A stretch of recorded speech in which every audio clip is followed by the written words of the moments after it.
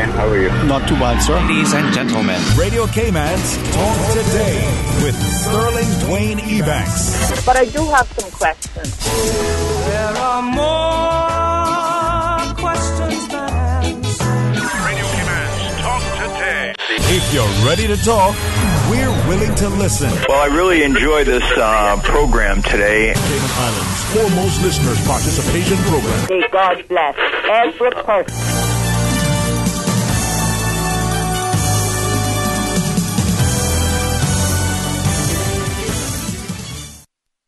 Welcome. Thank you so much for joining us on this wonderful Wednesday edition of Talk Today. We have a number of excellent things in store for you. We get a chance to start out initially with our friends over at the Cayman Civil Service Association for a few minutes. And then at 12:30 for about a half an hour or so, we get to talk, to our good folks over at Hazard Management about their, upcoming issues. And we know some things on top. And then 1 o'clock, the Honorable Attorney General will be in the studio as we have a chance to talk about data protection legislation. Hey, what a fun-filled day. Well, want to be a part of it? Stay tuned for Talk Today. Radio Cayman's Talk Today, the Cayman Islands' foremost listeners participation program. We ask our listeners to avoid statements or comments which are abusive, derogatory, malicious, or defamatory. Do not use any indecent language or make any statement which is false or misleading. Email talktoday@candw.ky or call 1-800-534-8255. Courtesy of Flow, Cayman's #1 network that connects you to your world like never before. Let your voice be heard. Once again, here's your host, Sterling Dwayne Ebanks.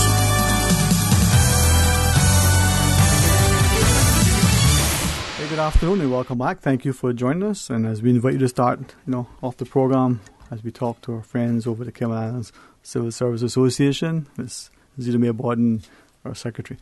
Good afternoon, Ms. Zita May. Hopefully the week so far has been very, not just enjoyable and productive, but somewhat, hey, it's October. If we were in some parts of the world, we would probably say fall is upon us. We can be thinking about Christmas. I don't know. It's just been a wonderful week. I think that the Cayman Islands is a blessed community, and our islands have much to be grateful for. Amen to that. Amen to that. And maybe we'll start things off by, indirectly embarrassing a few of our civil servants who are having their birthdays. We won't call them by name just yet, but today a number, even here in Radio Cayman, some over in the Ministry of Finance, they have their birthdays celebrating today. Even a good friend of mine. Happy birthday to them. It is good to celebrate the day of your birth. Yep. Even though, you're getting a year older. It is wonderful to be born and to be alive and to be able to work. All right. You know what I even say? Even the Honorable, acting governor might even come down and give you a hug and I wish you a special happy birthday. You never can tell, you might just do that. Oh. Well, whoever is celebrating a birthday today, may God bless you and keep you, and Amen. May you enjoy many, many more years to come. Amen. So if you, my blood relative that I'm fond of, if you're a co-worker that I'm thinking, I can see you every day, or if you're a very good friend that we had breakfast with, hey, today's your birthday. Maybe Ms. Zita may sing him happy birthday. I don't know.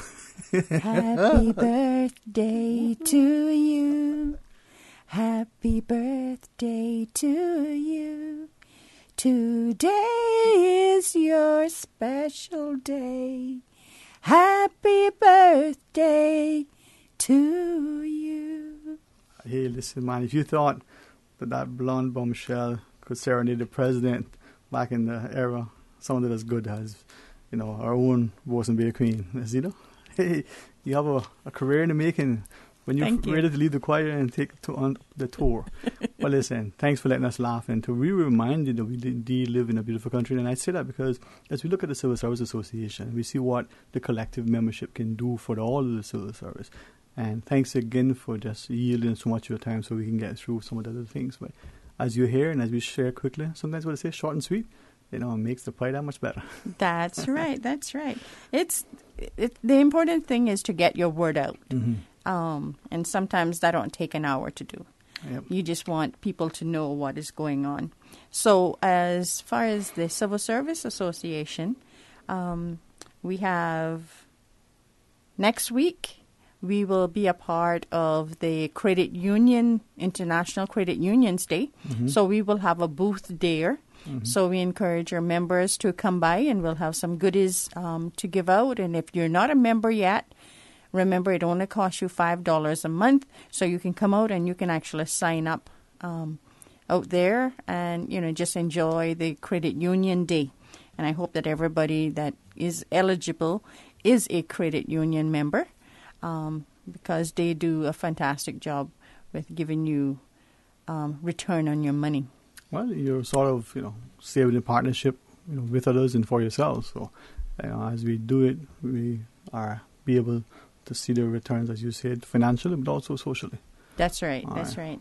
And then for the Civil Service Association, we want all our members to know that our AGM, our annual general meeting for the year 2018-2019, is coming up, and that is going to be Thursday, November the 15th, and 5 o'clock. It's a mix and mingle until 5:30, and then the meeting starts at 5:30 until 7, and that is going to be at the Georgetown Town Hall, centrally located right in the middle of town. And at that meeting, we'll be voting in our 2018-19 Management Council, and we'll be presenting our 2016 to 17 audited accounts. Members like to know what's going on. And if there's any other issues, we encourage members to actually drop us an email to cisca@gov.ky. And, if there's any topics they want us to speak on or any issues to raise, just drop us an email, and we'll be happy to discuss them for them.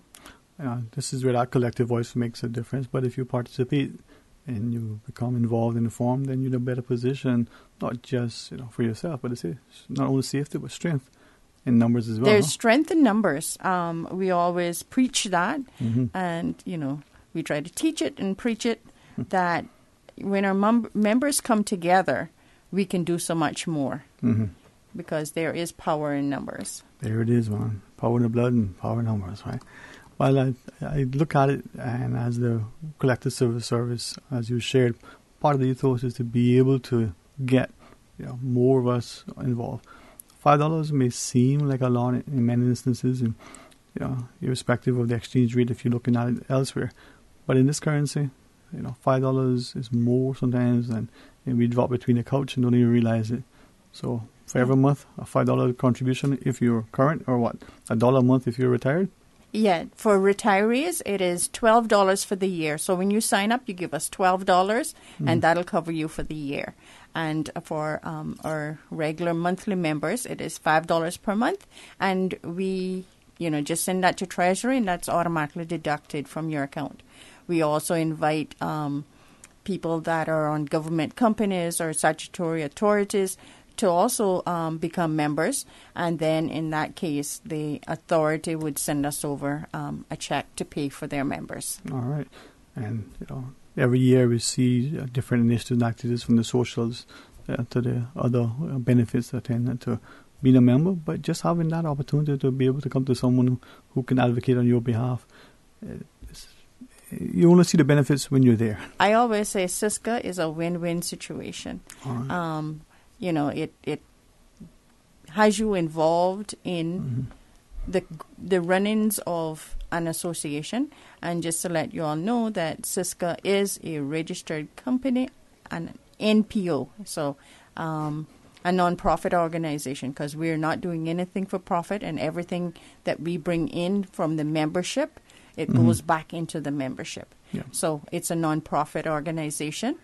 And we are duly registered, and everything is above board, and the association is happy that, we can assist our members in any way that we can.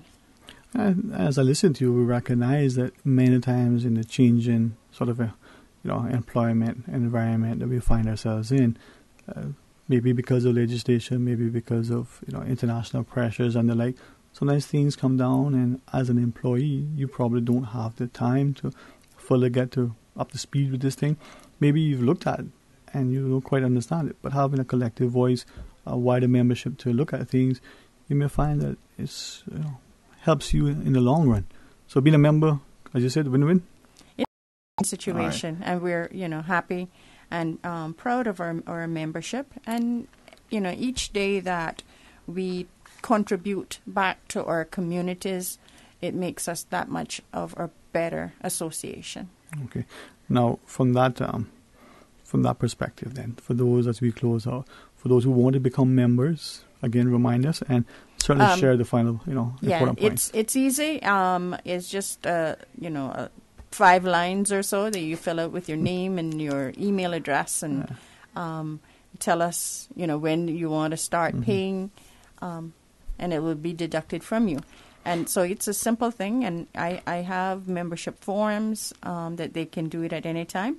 But next week, if you're a civil servant and you want to become a member at this Credit Union Day, International Credit Union Day, we will have a booth there, and we will have the forms, and you sign up. And like I said, we have some goodies to give out to all our members who attend that event.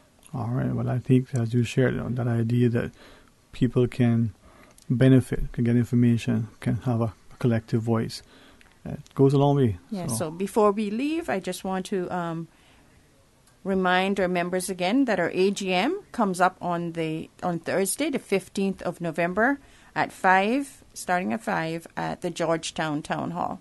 So we want all our members to come out and discuss issues and elect a new management council for the years 2018 to 19. All right.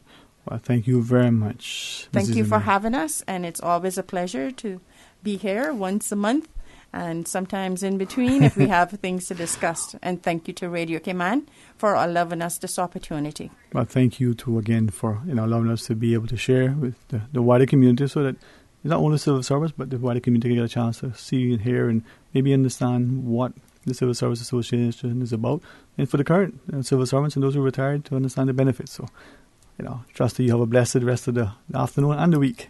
Yeah. All right. To our listeners, going to pause and take a break. We have an excellent show in store for you. As we shared at 1 p.m., the Honorable Attorney General will, join us as we talk about data protection legislation. But when we come back, please rejoin us. We're seeing, weather everywhere. Well, a lot of things happening even offshore and even around, on the Gulf region. So our partners, together with HMCI, will be in the studio as we tell you about a few things related to disaster preparedness and the like. Stay tuned for Talk Today. From happy beginnings to happy ever after, Brit K protects your lifestyle with the best insurance cover at the best possible price. Health insurance with far-reaching benefits. 95% of claims settled in 5 days. Low-cost life insurance. And investments. Security in retirement. With a custodian pension plan. For happy beginnings and a happy ever after, visit BritK.ky or call 949-8699. Brit K, where people come first. The Premier League is back.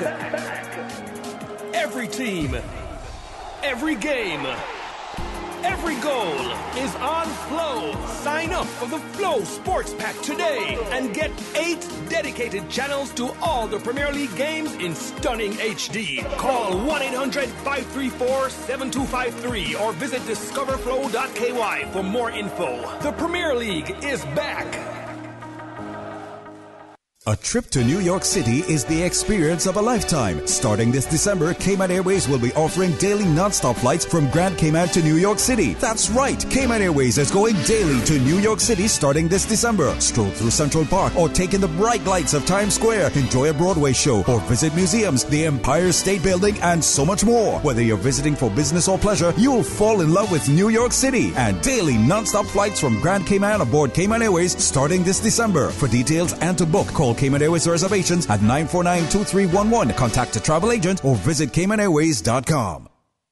Cayman's cruise industry must be preserved and developed. It is a myth that the cruise lines will continue to call on Cayman at the rate they do now without the piers. It is a fact that the mega-class ships will not be tendered. Arrivals will decline by half over time as the older ships are decommissioned. This will hurt our economy and thousands of Caymanians who work in this industry. If we want to continue providing opportunities for Caymanians, we need the piers. Support the Piers. Support our tourism.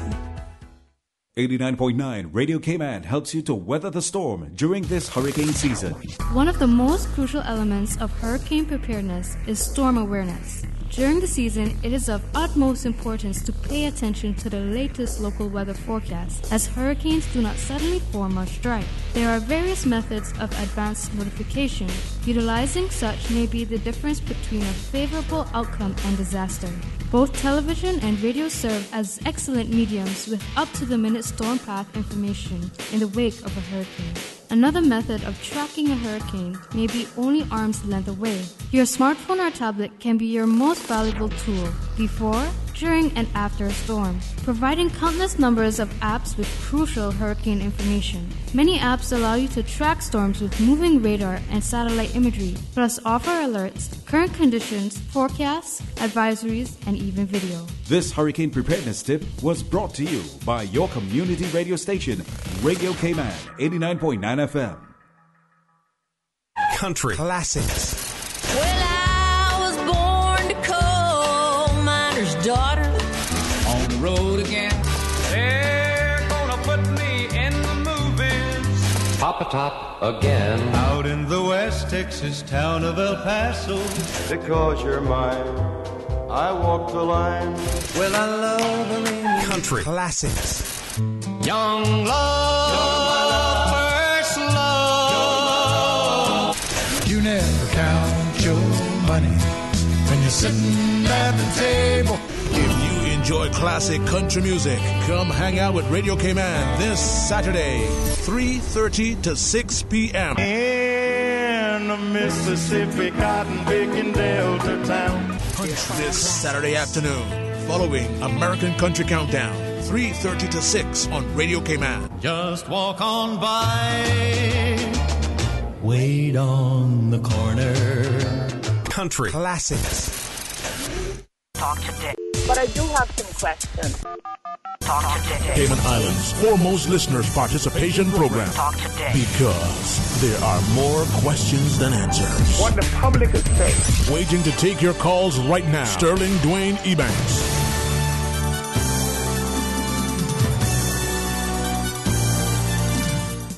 Hey, good afternoon and welcome back to Talk Today. Thank you so much for joining us. And in the studio, we're going to have a good time as we get a chance to talk to the director of HMCA, Hazard Management, Mr. Danielle Coleman. And Ms. Danny, I was just thinking, it's only because, you have sort of the presence of the Honorable Attorney General joining us in a bit for a different discussion. I'm thinking, not only this man has an important job, but he has an imposing presence. I mean, he's like about 15 feet tall, muscular, and so I should try to behave, because if not, then, my daughter will have to have a word with him, right? So I'm going to try to behave so we get through what is very serious and important discussion, especially in this time. We go out along the bay right now, we see the churn. It looks nice. If we were to go in the water to surf or to do anything else, even if we're thinking that we're having fun, we got to be very mindful. We see, that little wooden boat out there now on the rocks again for the second time.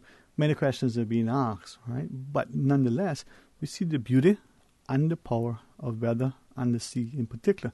What is comforting is that not only at HMCA, but the Red Cross and its membership, that we have a willing, competent resource to hand. Now, as you bring our guests into the discussion, as we talk to our listeners about today, the importance of being prepared, what better way than to have, not just a gentleman as handsome as a good Northside friend here, but to anchor us, right? So, Ms. Danny, good afternoon. Good afternoon, Sterling. It's great to be here. And again, I'm really, really glad to be here with our very dear partners, Eddie from Red Cross, the disaster manager of the Red Cross, and of course the lovely Zita May, who has always been one of our CERT members and the Red Cross volunteers. So we're really happy. Again, partnership is all about partnership and working together. And that's the thing, when we look at disaster management, and I want to say this because I love language and linguistics. I love how words play. Mm-hmm. And those sound like disaster management. I mean, two words that, how does that go? Do you manage a disaster? But when I was that was my former job yes, at Red Cross, and they used to say, it's disastrous manager. I'm like, no, that's not the case. So I don't like that one quite so much. Disaster manager brings a little better than disastrous manager. Yeah. It's quite a it's quite a big title, really, when you think about it, because it feels like maybe you can take on the world a little bit with disaster, but it's not really like that. But yeah. I think that's probably what the title should be, for the clerk of the Legislative Assembly. Oh, I should be here. I'm not going to comment on that, Sterling. No, listen. My friend told me to say, listen, you're not that important, so you can make jokes. Nobody will pay attention. But Zita May is taking notes, so that's probably different. But as you get into the discussion, we asked about some of the things in relation to being prepared in the hurricane season. Ms. Zita May, as Ms. Danny shared, you're not only a strong member of your small community within Bosun Bay or small community within the West Bay or within the small community of Grand Cayman or so on, but you're involved in church, in school, and this and that, and you see the importance of people being equipped and trained, but being willing to respond competently as appropriate. That's correct. With the CERTs, we travel throughout the community, and we seek those who are vulnerable that we can help, and those who have capacities that can help us in times of need. And disasters can come at any time. So we need to always be prepared to help and be helped. All right. Again, the CERTs really significantly help us as the NEOC, the National Emergency Operations Centre, because of course they know their communities much better than we know their communities, and the insider knowledge about vulnerabilities already there, flooded areas and so forth, but also about the people, as Ms. Cedar says. They know who the most vulnerable people are. They know the single mums, the elderly people and so forth. So they can really be a massive asset, or they are a massive asset to our whole emergency response structure. As we look at disaster management, and whether it's, we look at, say, quasi-military operations, for instance, whether in the UK or the Army Corps engineers in the US, and we see trained professionals, or we see the response teams of the Red Cross in particular, not just, yesterday, not just a decade ago, but, from time immemorial almost, people come together and bring in skill set, and then you're building up this pool of knowledge, not unlike companies do that say, we did this practice once, we'll amend it, and be able to respond. It may be a different place, but a similar response, so that you have perhaps a precedent, a working template. Yeah. That's why we're worldwide. Now, Ms. Danny, from that perspective, as you look at your training and the formation of CERTs, and you just need to go outside now and see that the weather can be unpredictable. Yeah, our dear friends right now in the Panhandle, it's like there's lots going on. And again, we've had quite a few narrow escapes in the last couple of weeks, couple of months, with Isaac, obviously was a bit of a threat to us, as well as Michael. Michael, obviously, we just saw a bit of rain last weekend, but right now it's Category 4 hurricane with storm surge. And storm surge is our biggest threat, obviously on an island that's completely flat, but to a lot of countries. So, a lot of it is training, but a lot of it is making sure that these partnerships are in place, making sure that we're all working together with a common objective in mind, that we help people and we make sure that our island is ready for any eventuality. If you look at, a name like Michael Liebaers on the north side, you got to expect some sort of... it's like, man, that's my cousin, man. It's getting bigger and bigger as well. No, but we can laugh and joke, and hopefully we'll laugh to get people to understand that we have to be serious. It may sound, almost contradictory, but it's important. And absolutely, if you haven't been in the path, you haven't been prepared, if you haven't been involved in it, when you're not able to respond, you look at a good miner, he sees the weather and he understands right away. He better put out an extra line to keep the boat secure. He better take his boat in. He does things to make sure. And, no compass, no GPS is going to tell him what he knows that he knows.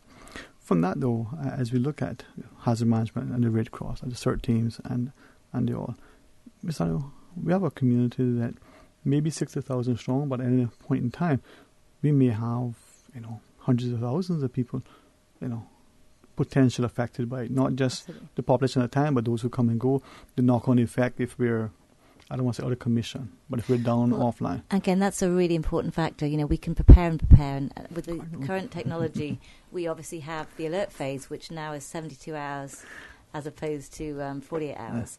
And that's a massive, it's great for all of us. But of course, at the National Office, we can't keep crying wolf. If there's something 72 hours away, we don't want to keep putting out there like, okay, we'll obviously provide the advisories with the National Weather Service, But it's up to everyone in Cayman to be ready with their supplies throughout the whole season. And also, as you say, the continuity of operations with businesses, but also families. And what do you intend to do afterwards? If we have a Category 5 hurricane like we saw in Ivan, how are you going to get back to business? How are you going to make sure that you can recover very quickly afterwards to make sure you're back on your feet, you don't lose your business, your family are catered for, and if your house is destroyed, what is your plans? How are you going to move forward and not get stuck in a rut? From that perspective, though, it's the preparation beforehand. Of course. So you have, maybe your house is battened down. Your home is in a way that you feel secure. You have all the provisions from the medical but then after, that business, that family who is now coping with whatever that loss is, the psychological impact as well. It takes a toll on people. We've seen in disasters, even the unfortunate incident is still unfolding in Puerto Rico. People are now, maybe the death toll wasn't that high during the incident, but look in the weeks and months following, where people are being affected by it. Probably not unlike what we may have seen here in Ivan as well. I think one of the biggest things in Puerto Rico was the lack of medication there. I think that was quite a prevalent factor as to the aftermath after the hurricane. And that's, again, another preparedness thing here, that it's important that people stock up on their meds and that you have an ample supply, because if the routes aren't coming in and out of Great Cayman, these things will be difficult to get. So I think, just to follow on from that, the knock-on effects in the sort of response, more the recovery phase, you're talking about death tolls rising, but also livelihoods. A lot of people, for example, in BVI now, the economy is very different now than it was a year and a half ago. So there's a lot more unemployment, for example, and there's a lot more, people struggling. So it's not just the season, it's what happens a year and a half afterwards. And again, the psychological impacts that last for several years afterwards. All right. You have a break, Ms. Susan? All right, let's just take the break and publicly now, at some point, as we continue to extend the invitation, maybe we have this ongoing dialogue, because I think that preparation, that continued awareness makes us hopefully prepared and safer. Hey, stay tuned for Talk Today. Brandsource Home Gallery has been appointed the exclusive Cayman supplier for Duravit bathroom products. Duravit is the leading international manufacturer of bathroom ceramics, tubs and showers, recognized around the world for beautiful, functional products. Winner of top industry awards, Duravit collaborates with leading European designers to provide the most elegant and innovative bath products. If you're ready to bring style, comfort and innovation to your bathroom, visit Brandsource Home Gallery to see the new Duravit showroom and meet the in-house bath designer. Whether you're planning a functional family bathroom or a personal spa retreat, browse the Duravit collection and be inspired. Brandsource Home Gallery, delivering a new standard in custom designed bathrooms. Brandsource Home Gallery, Dorsey Drive, Industrial Park. Congratulations, it's a boy. During the greatest events of your life, whether or not you have the right health insurance coverage should be the last thing on your mind. That's why at Fidelity Health, we are committed to helping you get matched with the right plan to suit you and your family. We offer a range of plans to suit your budget, plus access to a network of quality care throughout the Caribbean and the USA. You can relax and enjoy life's greatest moments when you are covered with Fidelity Health. Call us today at 949-7822 for a free quote. Cruise tourism is a vital part of Cayman's economy. It is the government's responsibility to create an environment where our people can have an opportunity to grow and prosper today, tomorrow, and into the future. It is a myth that Cayman does not need cruise tourism.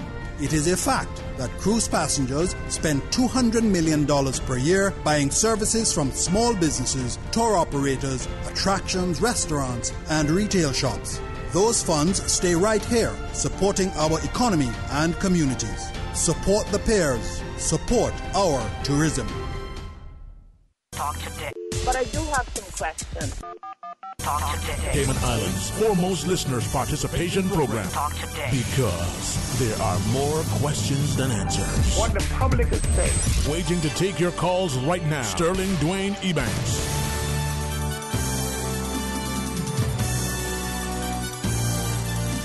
Hey, good afternoon and welcome back. Thank you so much for joining us, and I trust and pray that, with the greatest respect, that we continue to be in prayer for our country, our leadership, for those in the region and the surrounding, that whether it's a hurricane or some other impending weather, whether it's something that is, forecasted, or whether it's unexpected, like, an earthquake or like some natural disaster, that we recognize the importance of being prepared. I'm grateful, for the works of Hazard Management, Ms. Danny as director. I think, as Ms. Zita May shared, the Red Cross, locally, regionally, and internationally, has been, invaluable in helping people to prepare, to recover, and to get back on their way. So, the disaster manager, not the disastrous management. Mr. thank you so much for joining, and of course, that indomitable spirit of Zita May. Now, to our listeners, a few minutes here, but if you want to ask a question, please feel free to join the discussion. If you want to bring chocolate or lunch for Susan, I think she's okay with that too, not a problem. She'll take chocolate and give it to me, but that's a different story. But as I try my best to make people, respect and reflect on what we're talking about, looking at disaster management, we think of our children specifically. Now, whether they are in university and they may be legally, of the age of majority, they may be in their graduate program, but it's still our children. We're concerned about them. Those families who are perhaps in Europe somewhere undergoing a disaster some time ago, or they're in the Panhandle area. But our own children here in schools and the weather, are there any particular considerations for our students in our schools and the like? I mean, what we've been doing is basically part of the school hazard awareness programme where myself, Red Cross and HMCI, we've actually been visiting the schools this week. We've got quite a busy schedule ahead, but over 20 schools signed up to it. And basically it's just to go in there and just educate the students on the preparedness for any natural disaster and man-made disasters as well. I am actually very surprised how much information that these kids know, but that's fantastic. There's just sort of tailing on from what we're already pointing out. So I don't know if we're doing our jobs correctly there, or the teachers are doing it well, but they seem to know a lot, which is important. So. We often find the kids go home, and of course they actually impart that information with their parents. So it's a really good way to make sure the whole family are aware of, again, as Eddie says, multi-hazards. It's not just hurricanes. We may be in the hurricane season now, but we could have an earthquake tomorrow, or a tsunami, or a fire, or whatever it might be. So it's really important that the family as a whole are involved in the whole process of disaster planning. If you want to get to the parents or adults, involve the children. 100%. And the idea that our children today, with the greatest respect, and I don't mean this to be, in a slight at parents, but we complain about how much time our children are on devices. But that device gives them information. If we leverage that in a proper way, then, as you shared, there seem to be one absorbing information, they're being accessing information, they are aware. We can bring in them now this almost second nature, that this is what they do. In a generation or two, we'll have a culture that without prompting, they understand that this thing is happening, this is what this means, this is what they do. And this exercise of having to, remind people, hey, where this is going to happen, the warning sign, the message on our networks, what have you, and we go into action. It takes time, right? Training and the like. Training. And talking of training, and we're doing a lot of training this week. Last week we did the Web EAC training, which was all about the National Emergency Operations Centre web-based incident system. That was 3 days of that. But this week, as Eddie says, we're doing about 20 schools in the next 2 weeks. And next week we have mass casualty management and incident command, and that in itself it's a multi-agency approach. So it's making sure that every single stakeholder, the police, the fire, customs, environmental health, ourselves, whoever else, are all aware of the same system. So we do have a big incident, like a hazard materials spill, we all respond in the same way. If I may respectfully ask, some of us may be aware because we're involved in it, maybe we're the volunteers, maybe we're the businesses, or or we maybe just see it in the media. You have this mass casualty, exercise. Yeah. It's a 5-day training plus a very, very long 12-hour simulation at the end on Friday night or Saturday. Because I know that. Someone's reading it now, will look at it and may glance over it, may dismiss it, they're playing dress up, what have you. But they don't quite understand the importance and the amount of planning and preparation. And at the end of the day, what that simulation, could I use that word? Yeah, it's a sort of simulation. It's a sort of tabletop and simulation exercise. But again, with that, we've realised how important it is after the Seoul fire and also the tsunami alert earlier this year, is how important it is to make sure every first responder out there in the field understands their role, and also that we're talking the same common language. So we're now doing that twice a year. We were always doing that once every 2 years. We've now dedicated twice a year for the future, and another one for the BRAC every 2 years, to make sure everyone's aware of the process. We're told in music or in sport or even in academics, practice. If you do things, you get better at it. It becomes, I don't use second nature, but it becomes part of you. Ingrained in your psyche as well. Perfect. Yeah. Is there a concern then that some of us, especially those of us who are not that close to the table, no pun, seeing this over might say, oh, geez, that again? Or is it how I think we take it? The more we do it, the more we understand, the more we should do it, and the better we become at doing it. And it's the kind of thing. I mean, you really want to get better. Well, you do it and improve in a better way.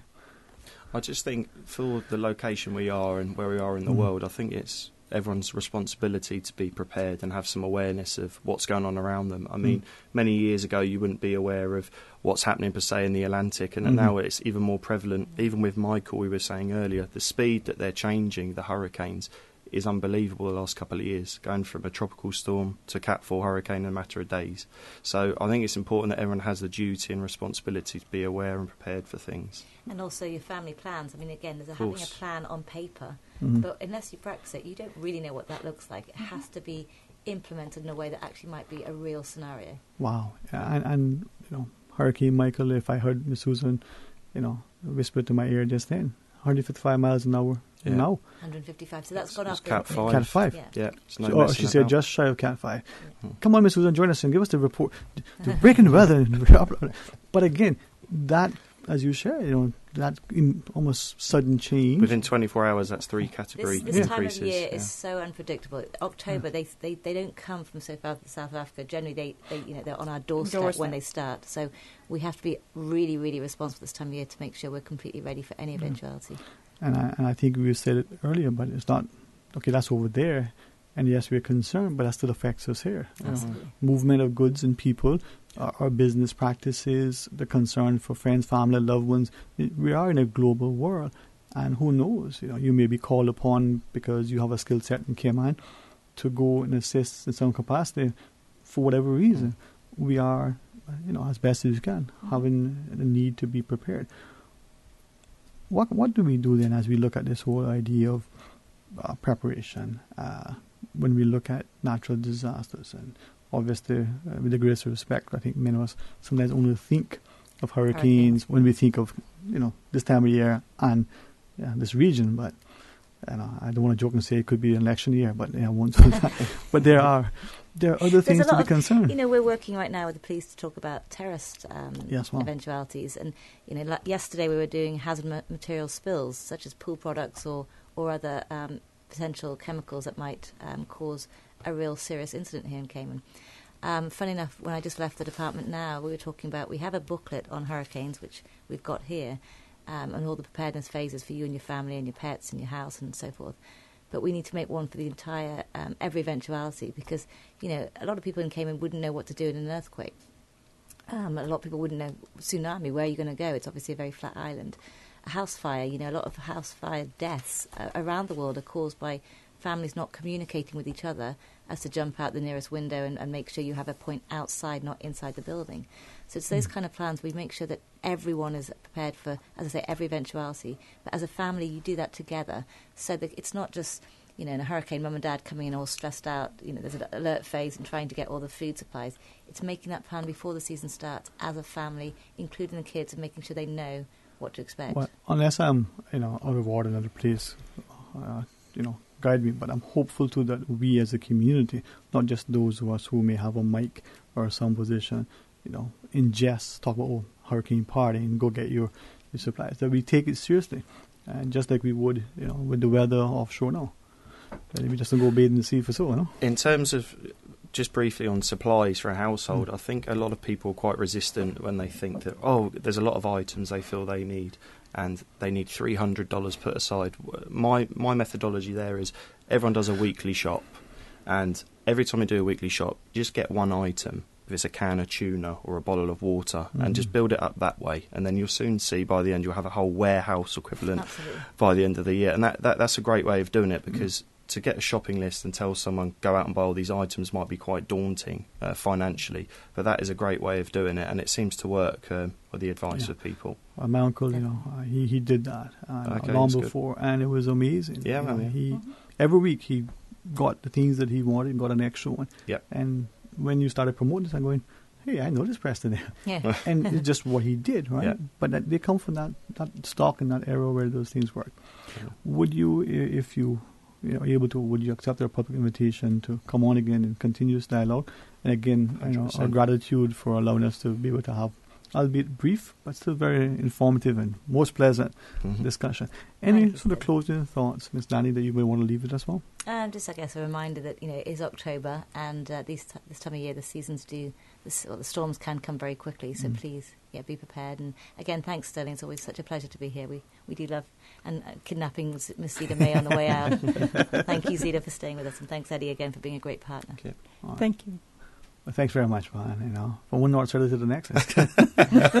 We'll talk about that on the next show. Hey, listen, I love this country, man. It's a beautiful place. But thank you all very much, honestly, for the hard work. People may not truly appreciate what goes on behind the scenes. We might not even see the things you're doing when something is happening imminently.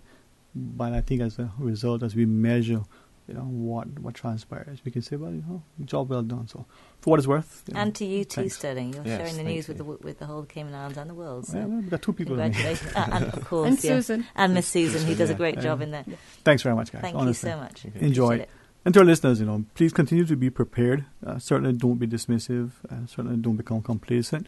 And by all means, don't become terrified and petrified and you can't be mobilized. But take it, that if you do your part and bring everybody along, things can be safer and we can be, much better. After our headline news, please rejoin us. We get a chance to talk about the upcoming data protection law. And we have the wonderful company of the Honorable Attorney General. I would almost say an entourage, but he's a modest man, so he won't allow me to say that. So I didn't say that. Stay tuned. We'll talk today. Radio Cayman.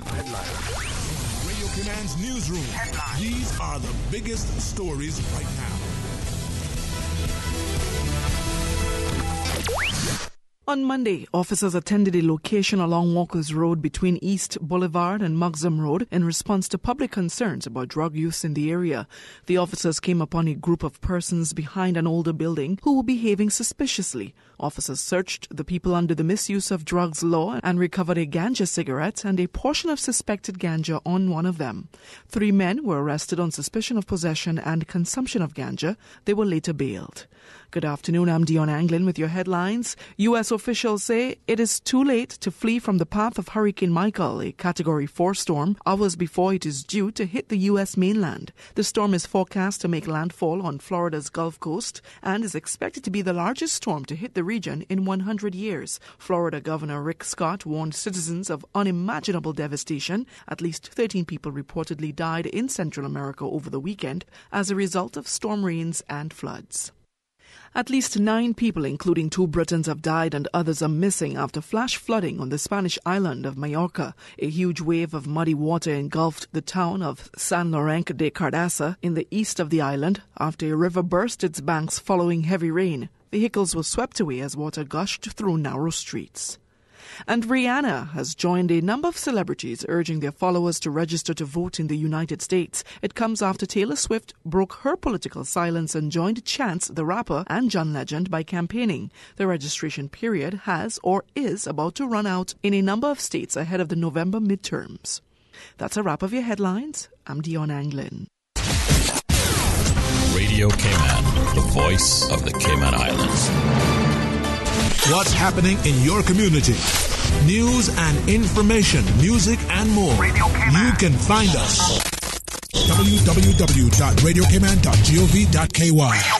Like us on Facebook and follow us on Twitter. Radio Cayman is your choice, your voice for today's biggest news. Radio Cayman.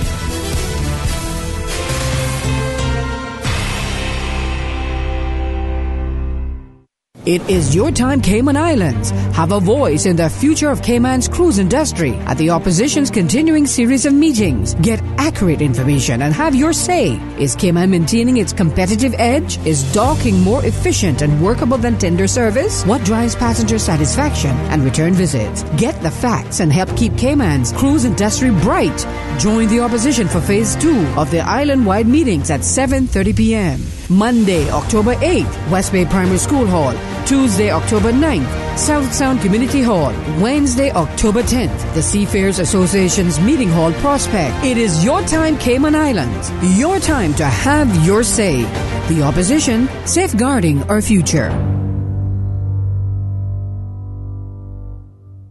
At Seaboard Marine, customers often ask us questions about their shipments. Hi, I'm thinking of buying a car from the States. Which port do you ship out of? Hi, we ship out of Miami, Houston, and Brooklyn. Just let us know your port of choice and we can provide you with a quotation and answer any questions you may have on insuring and protecting your vehicle during its journey. Shipping shore to shore, Seaboard. Thousands of Caymanians work in our cruise tourism industry. It is a myth that Cayman does not need cruise tourism.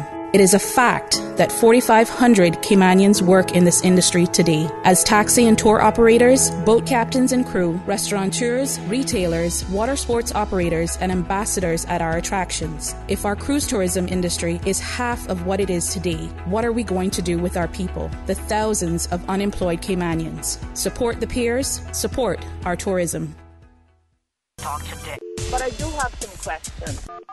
Talk today. Cayman Islands' foremost listeners' participation program. Talk today. Because there are more questions than answers. What the public is saying. Waiting to take your calls right now. Sterling Dwayne Ebanks.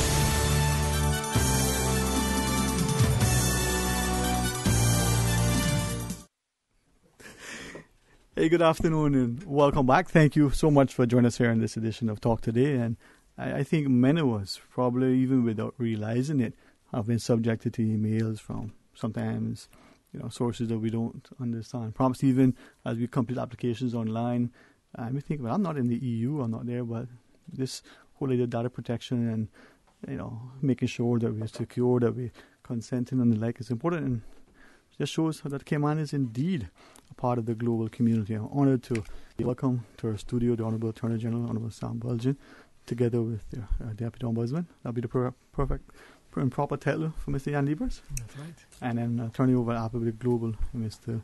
Peter Colegate. Gents, thanks very much for sharing with us. And as much as I like to smile and give thanks and love life and appreciate it, we recognize that we live in a place where this information is key. But how many of us protect, our personal data to the extent that we protect, our homes with our gates, our security systems, our cars, and the like? And yet we may complain when we say the bank, for argument's sake, calls us and say, but Mr. Smith, it seems that your credit card has been used in, somewhere I've never been there. Are you perhaps, Mr. Bulgin, respectful that some of us may have gone through customs in some country and our name is similar to someone else's name who's come through and they go, well, you're not an 80-year-old female. No, I'm just a 20-year-old, young buck. But again, those things could transpire. With respectfully, Mr. Bulgin, maybe you want to set the tone for us with respect to our discussion this afternoon, sir? Thank you, Sterling. And thanks for having us again at short notice. We certainly appreciate you accommodating us and so. So we are here to sort of start a discussion and the not very exciting topic of data protection, but it is quite necessary. And if you allow me, I'll just give a brief overview of the direction of travel and how we get to where we are now, culminating in the law due to come into effect at the end of January 2019. And I said the end of January 2019, at the end of 2019. I just want to make that quite clear. So if you could cast your mind back to 2005, we had a piece of legislation called the Confidential Relationship Preservation Law. We're all familiar with that. And, of course, it was causing some concerns. But truth is that it was the bane of our existence for quite a while, decades. And so this, during all that discussion and concerns, Cabinet gave approval for us to repeal that law. And they also gave approval at that time for some interim sort of legislation to be looked at. But most importantly, they also mandated us to start looking at data protection legislation, a comprehensive data protection legislation that would not necessarily take the place of CRPL, but basically deal with privacy, information, and so on. So we started having a look at that, and in 2009, Cabinet agreed to the setting up of a data protection working group. And they were, among other things, required to make recommendations about a comprehensive data protection law. The group, armed with that necessary terms of reference, met in September 2009 and continued working for quite a while. And in 2010, they come up with a paper called the Data Protection Proposal Paper, dated February 2010. And that was a Cabinet's consideration. And among the recommendations coming out of that paper was that the Jersey law successfully balances the specific needs of Jersey's finance industry against the effective implementation of international data protection principles, leading to what they call the positive assessment by the European Union. And so the group recommends that Cayman data protection be modeled on the Jersey law. And of course, there are other recommendations there. And thereafter, we started working on several iterations of bills and so. And then in 2016, Cabinet gave a final approval for what would be a final bill and a report to be published for further public consultation. And fast forward to 1 year later, 2017, the Legislative Assembly passed the law, and that was in March 2017, assented to by the governor in May 2017, and was gazetted in June 2017, 12 years after we started looking at data protection. So, people might ask, well, what's the rush? And why are we trying to get it in place for 2019? Well, it only took 12 years for us to get this far, and so on. And so the law is now due to come into effect in 2019, January. And I want to thank all the members of the various working groups over the years who have assisted in getting us this far. But I wish to emphasize that this is a necessary piece of legislation, given Cayman's international, you touched on it, Cayman's international profile and the amount of cross-border transactions that are conducted in, through, and from these islands. Additionally, we now have a Bill of Rights, which deals with privacy concerns. We also now using CCTV footages, which has some privacy implications. The post office people have advised us that there are certain protocols that the postal services, that they have to observe in dealing with their counterparts when they do postal services matters. So all these things make this piece of legislation quite necessary. Jersey, Guernsey, I think Bermuda, Bahamas, Trinidad, and of course the UK do have data protection legislation in place. So we are, in a sense, playing catching up in that way. And you quite rightly mentioned earlier on in your preamble about hacking and so on. Well, in this age of cyber attack, data hacking, and of course there's a cottage industry involving data mining. All of these makes justification for us to have in place data protection legislation. Of course, in addition to protecting people who want to do legitimate business here, their personal data should be protected by internationally accepted standards of confidentiality and so. So, and the other thing I did mention about this piece of legislation, it was meant to be a companion piece of legislation to FOI. Mm-hmm. FOI law came into effect in 2000. Well, they passed that in 2007. Came into effect later on. But so this is all always in the making and all of that. There are a number of exemptions in the law. There are other areas that we would like to speak to, but I will allow Jan and Peter to segue into the more technical issues. But suffice it to say that this is a necessary piece of legislation, and we are looking forward to having it rolled out. And so, thank you. Well, thanks very much. And I think for those who would say, well, what's the rush? That would be more like 12 years. What took so long, in that sense. Mr. Yan, we were, in short order going to be celebrating, as the Honourable Attorney General shared, 10 years of our own FOI legislation. So it takes, but as you wish, sir. Well, I have to differ with the AG that I do think it's exciting. It's an exciting development. In FOI, there were always certain provisions. Of course, freedom of information only applies to the public sector, first of all, and data protection does apply across the board to private and public sector. But in FOI, there were always provisions relating to personal information, but they were very limited, and they were somewhat out of place. For instance, the right to have your personal data amended, which is not typically something that you find in an FOI law. So there was always a bit of a need for the companion piece, which was the data protection law, which of course focuses uniquely on personal data, personal information, and to some degree, I mean, it does protect data protection. It does protect, but it also provides very important rights for individuals relating to their own data, particularly, and it also provides for rules about the use of personal data or processing of personal data by various organizations. And it is very, very broadly applicable, as I said, public and private sector, but we do hear from individuals or individual organizations who say, oh, no, that doesn't apply to us. Well, actually, it probably does. If you have any dealings with personal data, including, say, personal data of employees, of clients, of suppliers, of perhaps you're a school, pupils, maybe you are a health provider, you have patients. There are all sorts of different contexts in which personal data is used, and the data protection law does apply to all of those different contexts. Right. Not surprisingly, Peter is here to tell you how this impacts the private sector. We now make a little bit close. Yes, sir. Sorry. Thank you. Madam Speaker, I recognize the honourable member. Thank you. Thank you. Yeah. Not surprisingly, Peter is here to sort of balance this out and tell us how this will all impact the private sector as well. And thanks, Peter, for coming along. No, pleasure.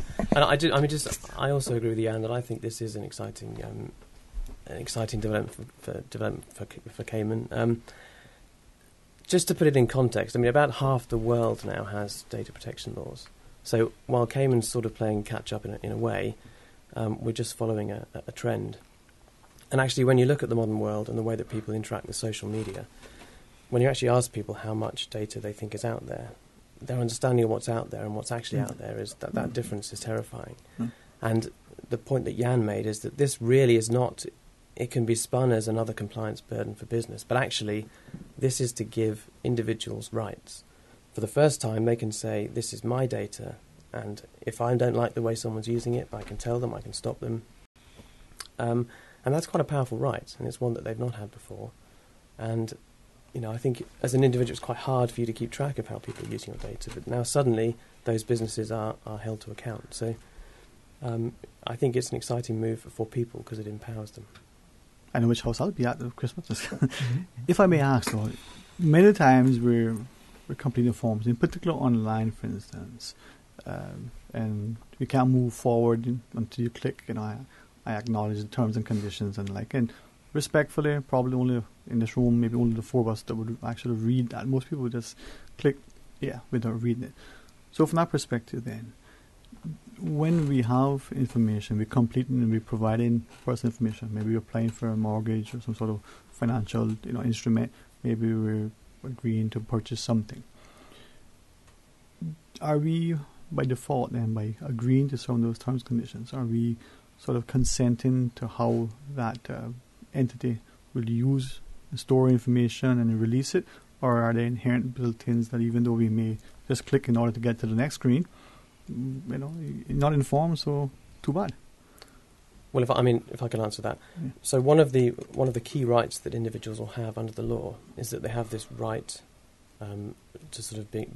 right to information. Essentially, they need to be told before they provide any data how that data will be used by the organisation. So, to the point you make, at the point when you're about to press the button to say I accept, ideally you would read those terms, and that should tell you exactly how the data will be used. And at that point you have the choice: am I happy with the way it's going to be used or not?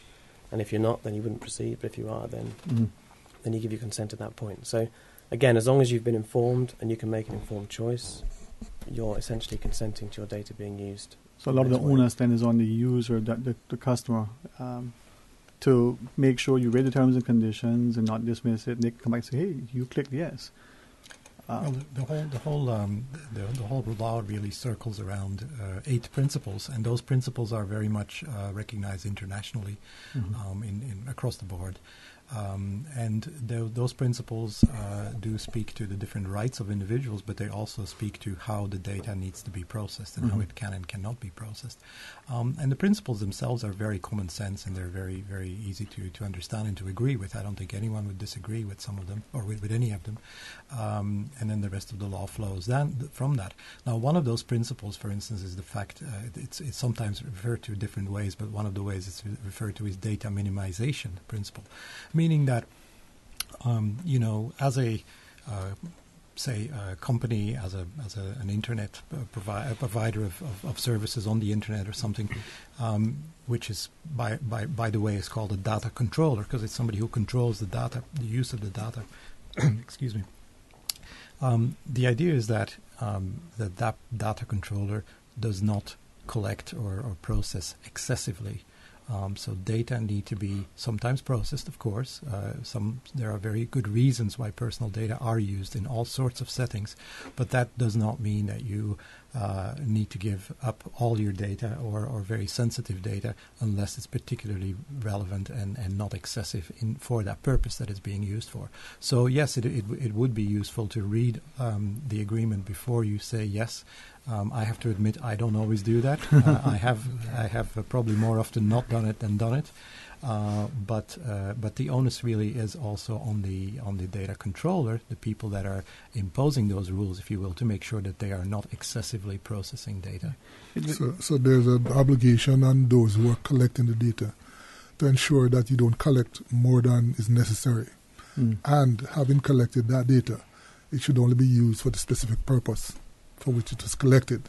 Okay. No other purpose. So two things. It is not to belabor, but it's to make people understand. I think this is exciting. I think it's also very impactful across the globe, not just here, but everywhere. Not just in this transaction, but with everything. When we're making a purchase, that credit card or electronic swipe, there's data and information that is going with respect to your purchase, as well as the purchaser, the time, the where, and the like. Now, with that in mind, I have, perhaps it's not academic in me, read some of these terms and conditions. Try clicking no, I don't accept it. You don't go forward. They're saying to you, well, sorry, we're not going to allow you to purchase this thing or move forward. And then if you read it, some of it says, well, your firstborn or the second child or the first issue is equivalent to the... and you think, really? And so you're bound by some of it. Now, will that be simplified in such a way that there are protections for those of us who respectfully I think you've seen some development already in recent years, and particularly since the European Union's GDPR came into force, where, for instance, in respect of cookies. Now, cookies, not the actual things you eat, but the ones that are being used online to essentially, and some of them are functional. They simply allow a website to function better. And there's nothing wrong with some level of cookie, but there are also cookies that are very invasive, and that may be, for instance, checking every single site that you visit or every single click you make on your keyboard. And you see that I've personally experienced, I don't know about you, but experienced that you do tend to get more choice these days, as in, not just do you accept yes or no, but what sort of cookies do you accept? Do you accept just functional ones, or do you also accept the whole thing? And that does give the individual a bit more power. We don't always see the same in terms of the sort of terms and conditions of use. And there certainly are a lot of examples of excessive gathering of data. Then with respect to that, then, are we not only in our education system, but in our society generally, and as agencies, now have going to be required to inform or public educate them as to this technology, what it means. Someone's seen cookies and this site collects cookies, and we're thinking, so big deal. We may not know. Now, gradually, more of us are becoming a little bit more savvy with the technology and understanding things, but many of us don't.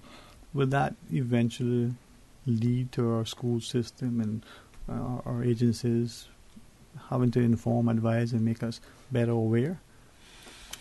Well, it is imperative that we do that. And I'm sitting next to Jan, and I'm conscious that I think Section 41 of the law says that the Commissioner, which is his office, shall promote the good governance and observation of the law. So it is entirely, up to them as to how they go about it. I am aware that they have already started the sensitization of the various provisions of the law. Government is about to embark on the same sort of initiative to sensitize public servants, especially those we call data controller. There's fancy terms like data controller and data subject, which I'll ask Jan to clarify later on so that people can understand who falls where and all of that. But the truth is that it is going to require a bit of education, a bit of getting accustomed to. For big businesses, it won't be so much of a sea change, really, because, the banks and all of these people are already in the process of collecting, warehousing, and disseminating people's data. For other, probably smaller micro businesses and so, there will be a little bit of adjustment to be done. But that is going to be a process, an ongoing process, and sooner or later, everybody will sort of get up to speed with it. But to answer your question, yes, it is going to require some getting accustomed to. And we're hoping that in another 18 months or so, like FOI, people would be cashing in on their rights, really. I was just going to just add to that. Going back to your earlier point about the terms and conditions, it's incumbent upon the data controller, the individual or entity that's going to use your data, to set out in terms that are sort of easily understandable exactly how they're going to use that data. So that's a big part of the education point, that the way they're going to use the data isn't buried in some huge 100-page document that you're not expected to read. So it needs to be presented in a way that will allow the most tech-savvy to the least tech-savvy to understand how their data will be used. So that's part and parcel of the education process. User-friendly way. I can see the theme song, Getting to Know You. I know this is not... But you also mentioned about the EU. We do quite a bit of business with the EU. A lot of our people here, and the entities interface with the EU. And the EU is very big on data protection. They came out with a set of regulations in recent times, which has sort of global implications and impact. Cayman is no less when it comes on to that. So there are a number of other things that we need to be aware of as we proceed and our daily lives. Does that make us then, because of the EU's perspective, and I know it's influenced global and but because of our particular sort of political affiliation, I'm mindful how I put that, where we are politically, would that impact us more than, say, if we were independent or a territory of another non-EU nation? I don't think so. If you follow the news, you will see countries in the Eastern Caribbean, and there's a huge debate going on in Jamaica now, where people are getting up to speed with data protection. And one of the drivers there was the promulgation of the regulation, the EU regulations, and how it impacts them. Given our relationship with all of this is less to do with the politics, and I wouldn't say dint of geography either. I think it is. I think it is more in terms of the kind of business that we do, the kind of products that we're involved with, and the cosmopolitan nature of the jurisdiction. All right. I don't want to pick up on that. Yes. So the EU earlier this year, May 25th, the GDPR, the General Data Protection Regulations, came into force, and that was a wholesale revision of European data protection laws. And it had this extraterritorial reach. So if you are based in Cayman or the US or China or Russia or wherever, and you have a European nexus, either you're offering your services to, or goods or services to customers who are based or clients based in the EU, suddenly that legislation bites. So it's not that Cayman is affected simply because of its links with the EU in that sense. It's anyone who's sitting outside the EU but has that EU nexus could potentially be caught. And when you look at the financial services industry, which may well have clients based in the EU, obviously it becomes more of a concern for Cayman than perhaps other jurisdictions. Mm-hmm. And I guess I might as well add to it that really Brexit has no impact on that at all, because I don't know if that's what you were referring to, but our connection with Britain and Britain's connection with Europe is not really the reason that we have followed the European model in this. Is simply because it's the best model around, the most respected one. So I appreciate that, and I thank you for that, because I think we start to recognize that we are part of the global community. We have a responsibility to, our clients, international and locally. We have an obligation to protect and provide information. Now, to our listeners, no, this is not a proceeding of the Legislative Assembly. I'll share that another time. But in the studio is the Honourable Attorney General. We also have Mr. Jan Liebaers and Mr. Peter Colegate, and we're talking about the data protection legislation. When we come back from the break, may I maybe start off asking about the collection of data in respect to law enforcement and intelligence agencies? We talked about the private and the public sectors, and perhaps ask you about some of those different people. We talked about the data controller and the like, and some of those roles and what it means. And I think this is exciting, but I also think this is impactful, because all of a sudden now we have this information. What are we doing with it? How are we mining it? How are we going to monetize it? Hey, 949-8037, if you just want to sit and learn. Sometimes, 2 years and 1 month means you listen twice as much. Please stay tuned for Talk Today.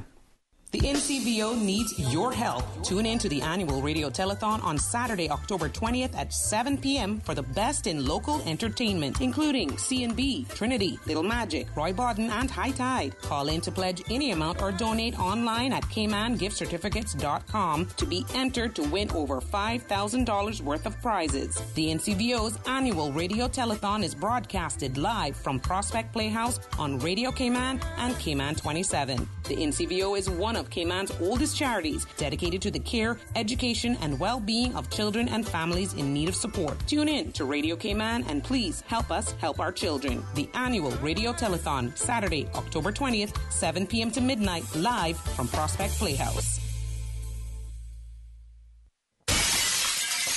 Sometimes things just don't go as planned. That's why you need Contractors All-Risk Insurance from Fidelity Insurance Brokers. Ensure you're covered in the event of property damage and third-party injury or damage claims during your construction projects. And with Fidelity Insurance Brokers, you can be sure you are getting competitive pricing and superior customer service. Call us today for a free quote. Fidelity, we're good for you. It is your time, Cayman Islands. Have a voice in the future of Cayman's cruise industry at the opposition's continuing series of meetings. Get accurate information and have your say. Is Cayman maintaining its competitive edge? Is docking more efficient and workable than tender service? What drives passenger satisfaction and return visits? Get the facts and help keep Cayman's cruise industry bright. Join the opposition for Phase 2 of the island-wide meetings at 7:30 p.m. Monday, October 8th, West Bay Primary School Hall. Tuesday, October 9th, South Sound Community Hall. Wednesday, October 10th, the Seafarers Association's Meeting Hall, Prospect. It is your time, Cayman Islands. Your time to have your say. The opposition, safeguarding our future.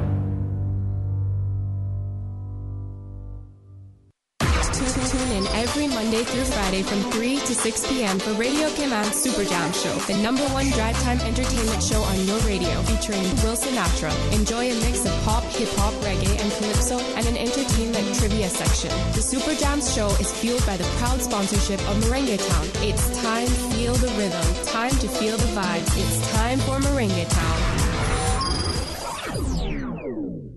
Ladies and gentlemen, boys and girls, you're invited to participate in the Lions Club of Tropical Gardens Brenda Tibbetts Lund Memorial 5K Walk Run on Saturday, October 6th from Cayman to the Flow Exchange and back, starting at 6 a.m. and the 5K and 10K Walk Run on Sunday, October the 14th at the 7 Mile Beach. Entry fee is $25 and participants can register online at www.caymanactive.com or the Lions Club of Tropical Gardens Pink Shop in the Elizabethan Square, 10 a.m. to 4 p.m. Monday through Friday. Funds raised go towards paying for mammogram screenings. There will be trophies for runners, and all participants are entered into the raffle following the event.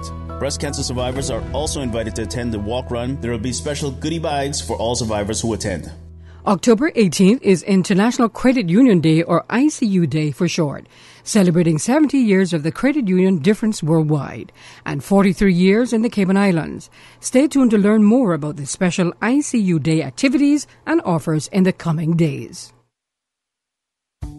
Explore the past, present, and future of globalization at the 6th Annual Cayman Investment Forum, Thursday, October 11th. Can globalization survive? Are disputes over trade and immigration here to stay? How will geopolitical events affect the world economy and Cayman's financial markets? With keynote speakers discussing these topics, the Cayman Investment Forum gives insight and advantage to the changes in the global financial world. For tickets to the conference on Thursday, October 11th, and for more information, visit CaymanInvestmentForum.com. Discounted tickets available for Radio Cayman listeners. Just register with the promo code MONEYSENSE. That's money, S-E-N-S-E. One word in capital letters to save 10% off regular ticket costs. Talk today. But I do have some questions. Talk today. Cayman Islands' foremost listeners' participation program. Talk today. Because there are more questions than answers. What the public is saying. Waiting to take your calls right now. Sterling Dwayne Ebanks.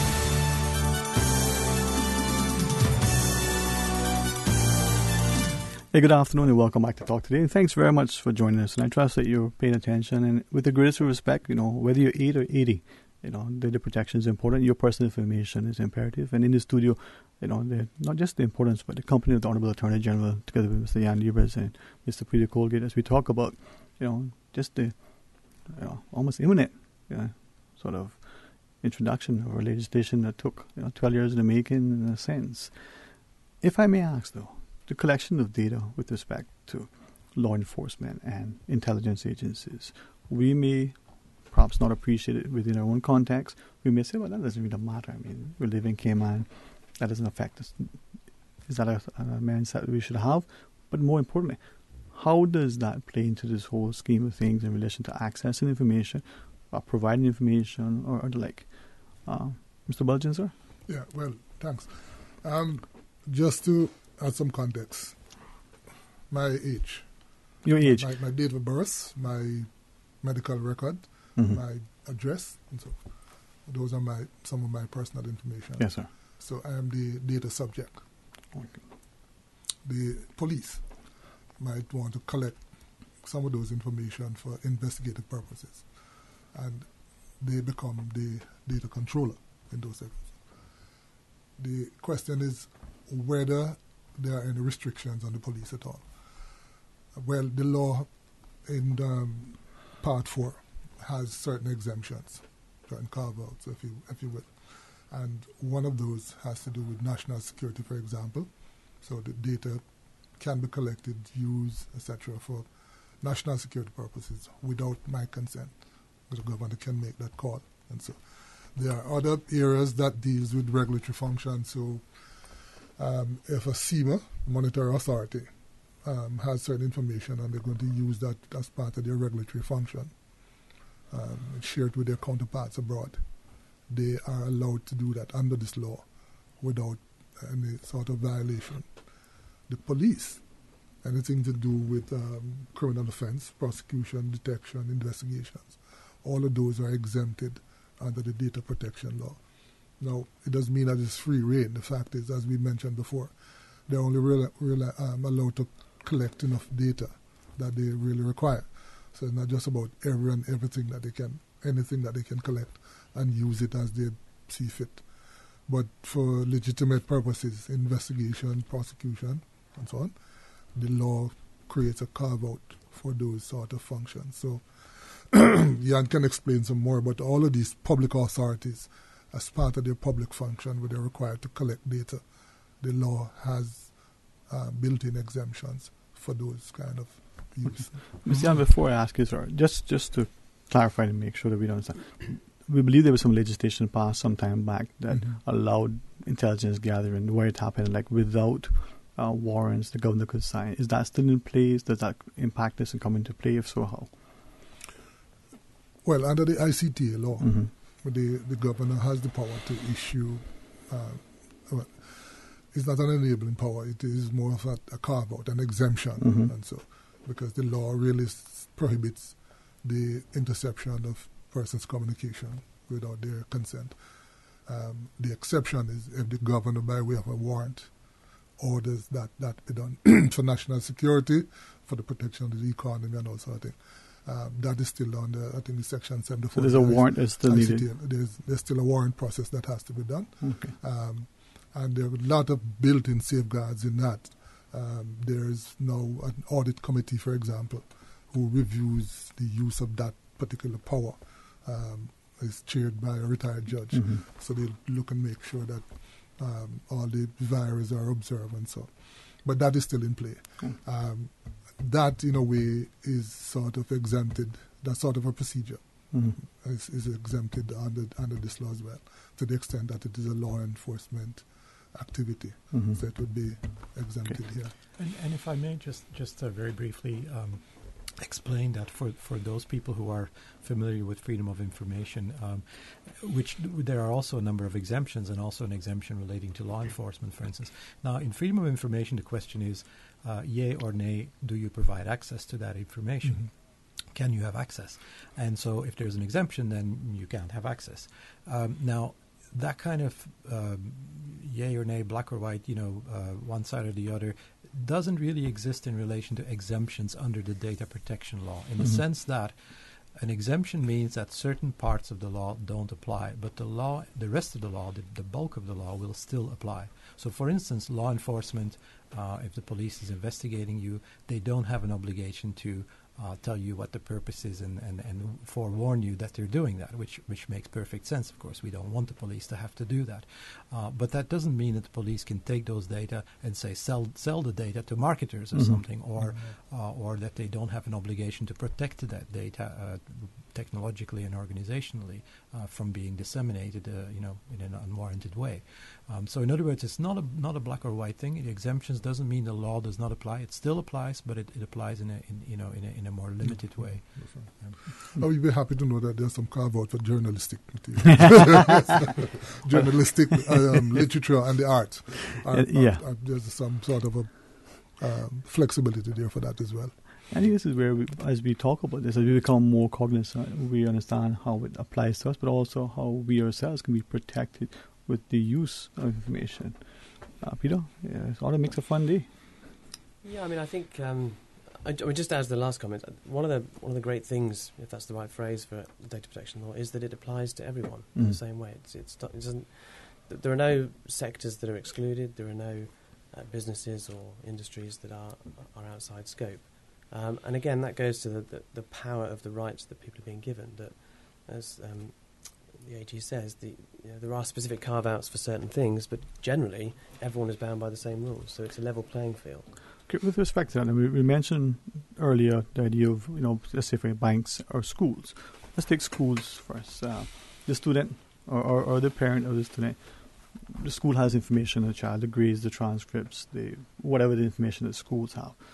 So can that student and or his or her parent go to the school and say, okay, we want to see what you have on your, I use the word file, on little Johnny, and see everything that is there, grades, everything?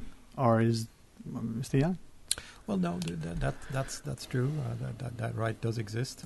There is a little bit of a carve-out in relation to education, and that is necessitated. That's because of you could have a situation where that child is subject to abuse, in which case you do not want say the abuse might be by the parents, by one of the parents or by the parents. Okay. You might have in a very limited circumstances a situation where you might not want that parent to have full access to everything that's on file. So there is a small carve out, but by and large, yes, that right does extend to educational information, just like other types of personal data. And it is perhaps more discussion as we see the operation that I use schools specifically in that small carve out is where we can understand the allegations of abuse, but maybe there may be other things. And as that involved loving parent where, hey, I need to know what's going on because there's something here.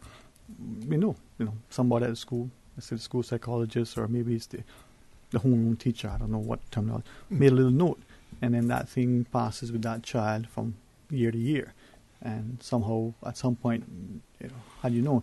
So with that then, before I get to the question with banks similarly, would it be important or almost advisable for us, in this instance of schools in particular, we are the data subject, to be able, and we should go to these agencies then to say, hey, what do you have on file about me? I want to know because, for argument's sake, in the file, Cayman last name Ebanks is quite popular. John is a popular name. For some reason, the file in old days may have put John Ebanks in John Ebanks' file, but one is 80 years old and one is 8. It may be different. Should we then review information? Well, that speaks to a couple of different of the rights that are guaranteed under this law, and those rights are somewhat restricted in specific circumstances, but they are by and large, very broad and very, very broadly applicable. The first one that you mentioned is the right to access, and that's the right to access particularly your own personal information. And whereas something like that kind of existed under FOI, it was not quite as forcefully worded in terms of a right of an individual. So there's a right to access, but there's also a right to, for instance, rectify information if it's incorrect. So if you find that somebody else's information has been mixed up with yours or something, you have a right to have that corrected because information needs to be accurate. So there's or if it's outdated. Or outdated as well, yes. Exactly. What about the instance we've heard from sources that say, well, if your information is on file with an entity and you don't like them having that thing, whether it's online or whether it's in their warehouse, you can go and say, no, I don't want you to be in possession of that information. It may be accurate, but it doesn't make you look good, for argument's sake. Can you do anything about that? And if so, what? Well, there's probably two limbs to that answer. The first is that the access right gives you the opportunity to see what data an entity holds about you. There may be legitimate reasons why the entity has to hold certain bits of data, but to the extent that they're holding information that's no longer required or out of date or whatever, that at your request can be deleted. I don't think we're in a situation where, and this can be confusing for people, that they think they have this automatic right that any personal data is deleted. And of course, for a business to do its business and provide a service to you, it probably needs to hold certain amounts of data. And at that point, the choice is, well, if I don't want them to have anything, I may have to accept that they can't provide that service to me any longer. So it's a sort of fine balance between making sure that the data they hold is correct, accurate and relevant, and the individual saying, I'm happy for you to have X, Y, Z, but not ABC, because that's no longer applicable to me. So, and to some degree in Europe that has been called the right of erasure or the right to be forgotten.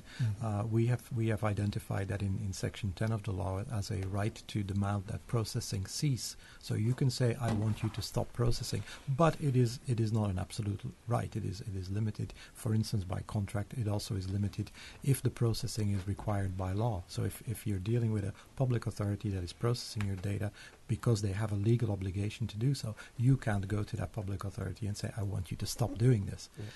So there are limitations to that right, but the right does exist. And so it could be, for instance, when someone, a private business has your data and they're doing direct marketing or something, they're contacting you and you've never heard of them, you've never contacted them, you don't know how they have your data. You actually have the right to say, I want you to stop doing that. And that's both under the right to cease processing. It's also under a specific right relating to direct marketing in the law. I'm sure you get some of those emails sometimes, and it gives you the option to unsubscribe if you don't want. And then it comes back to you in a different format by the same people. But this is where I think that we start to appreciate that, maybe that ingenious mark that a new company, hey, we got these customers come in, let's do some sort of promotion and give us your email, give us this thing, and we start targeting you. And some of us may want some of that, but then way back when we actually went to the mail to get our mail, there were flyers, what we call junk mail and spam and so on. So it's no difference. Can we ask then from one of our quick messages off here, is there any sort of penalties then or offences in relation to tampering with the physical mail, not the hacking, but you go to the post office and in it, an envelope in your post box, but it's not you and it's not yours? Or is there any sort of offence like we understand some jurisdictions may have as a result of this legislation if you know to tamper with someone else's mail? Interesting question. I'm not sure. I mean, to the extent that it would be a violation of someone's privacy, and you sort of a misuse of personal data, it would be covered under this law, and there would be either an offence or there would be a penalty. I'm not sure whether there's specific legislation relating to postal services that might apply. So when we come back from the break, as we close, could we ask about any penalties, if any, in relation? Enforcement. Yeah, I love that word. Stay tuned for Talk Today. You remember the sale at Vamp Motors? Yeah, the Your Sale, Your Choice, the one where you can get cash back or can put the savings to extend the warranty or upgrade features? Yes, it's still going on, but now you can get $8,000 off a new Ford Ranger truck. $8,000, You for real? Come see for yourself while they still have so much to choose from now through October. Save big during Your Sale, Your Choice at Vamp Motors. With almost every vehicle on sale, you decide whether to get your dream ride at its lowest price. Take cash back. Add years to the warranty or service plan. Choose an add-on or mix your options. Your sale, your choice, because you know what you need, and Vamp Motors will help you drive it home. Vamp Motors on Walkers Road. Honey, our fridge has stopped working again. Everything in the freezer is melting. We need to get this repaired right away. I'm calling Brand Source Service. When you need the very best appliance service, call Brand Source Service at 623-5000. Offering service and installation of all brands and models of appliances. Brand Source Service is Cayman's source for appliance parts and repairs, with qualified and experienced technicians and the island's largest stock of appliance parts. Brand Source Service will have your repair completed in a flash. So, whatever the problem is, call the experts at 623-5000. Brand Source Service, Dorsey Drive, Industrial Park. Telephone 623-5000.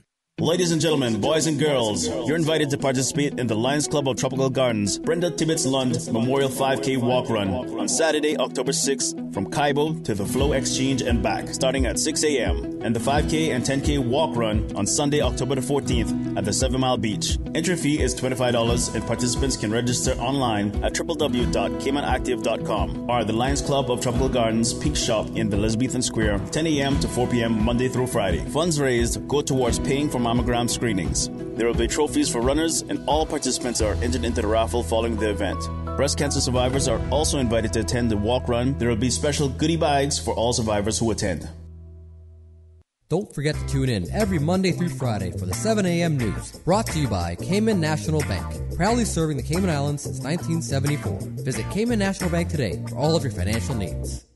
The Wesleyan Holiness Church is pleased to host the Interchurch Holiness Convention at their location on Northwest Point Road in West Bay, featuring visiting pastors James Plank and Roland Mitchell with music by the Cassidy family. Service hours are this Wednesday, Thursday, and Friday at 8:15 a.m. and 7:30 p.m. and Sunday at 11 a.m. and 6 p.m. For more information on the Interchurch Holiness Convention by Wesleyan Holiness Church, contact host pastor Miss Brenda Wallach at 949-3394 or visit www.ihconvention.com. Cayman's cruise industry must be preserved and developed. It is a myth that the cruise lines will continue to call on Cayman at the rate they do now without the piers. It is a fact that the mega-class ships will not be tendered. Arrivals will decline by half over time as the older ships are decommissioned. This will hurt our economy and thousands of Caymanians who work in this industry. If we want to continue providing opportunities for Caymanians, we need the piers. Support the piers. Support our tourism. Talk today. But I do have some questions. Talk today. Cayman Islands' foremost listeners participation program. Talk today. Because there are more questions than answers. What the public is saying. Waiting to take your calls right now. Sterling Dwayne Ebanks.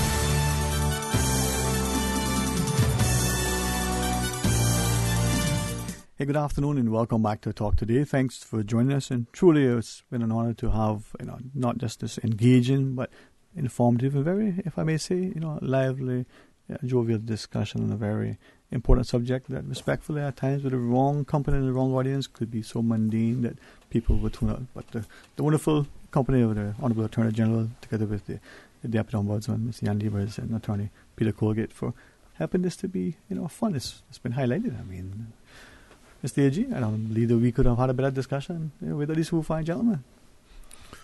It's my pleasure, sir. The notion, good company, distinguished company. I say so, man. I mean, that includes you, of course. Well, I appreciate it.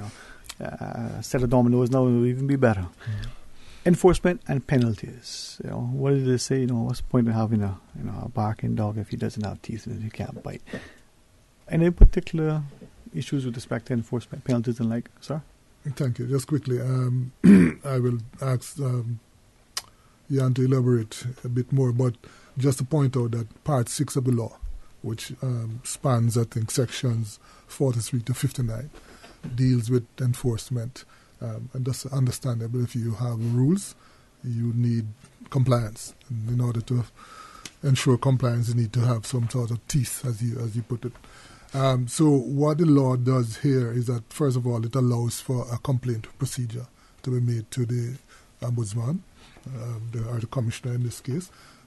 Then he can issue various orders, information orders, enforcement orders, and monetary penalty orders. And that then sort of put the process in motion, if I might put it that way, instead of probably a sledgehammer approach. He could sort of work with the offending party to ensure compliance is dealt with in a particular way. But let's assume that there are those who refuse to comply. Then there are various penalties. So Section 46, for example, provides that you could be subject to a fine of $100,000 or up to 5 years. That is just for one set of transgressions. And then of course, there are safeguards. If you are aggrieved by some of the orders made by the commissioner, you can go to the court. But there is Section 55, which sets out the power of the commissioner to impose what is called a monetary penalty, and that can range up to $250,000. And I'll allow him to explain that to you in more details how that would come about.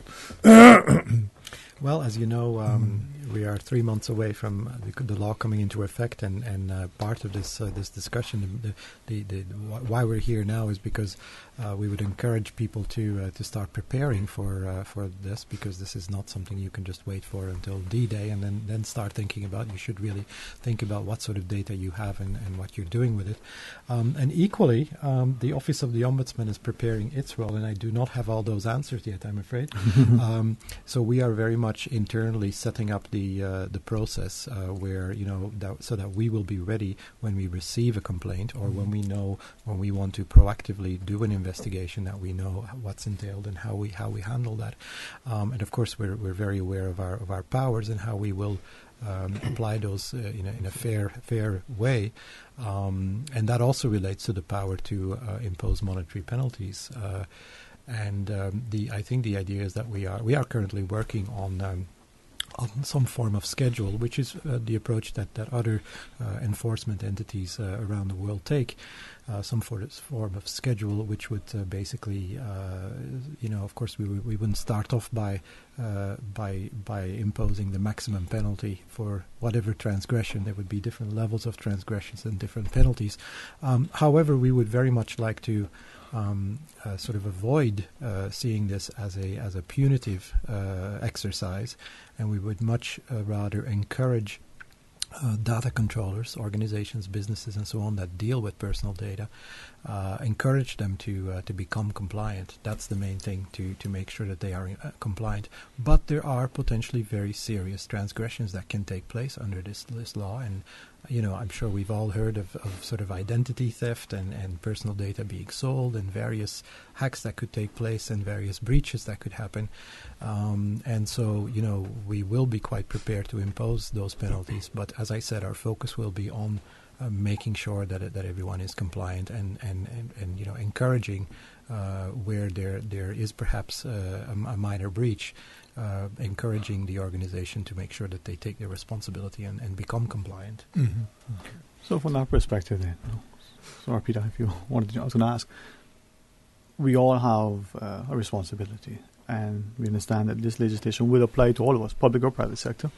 So are there particular things that we, either the individual as the data subject or as the data controller, as the organization, public or private, that we need to do, should be doing in order to be compliant, but also to protect the data and collect it properly? Yeah, well, I think from a data subject's perspective, now is probably the time to start to familiarise yourself with the rights that you'll have under the law and what that will mean to you in terms of the way you interact with different businesses.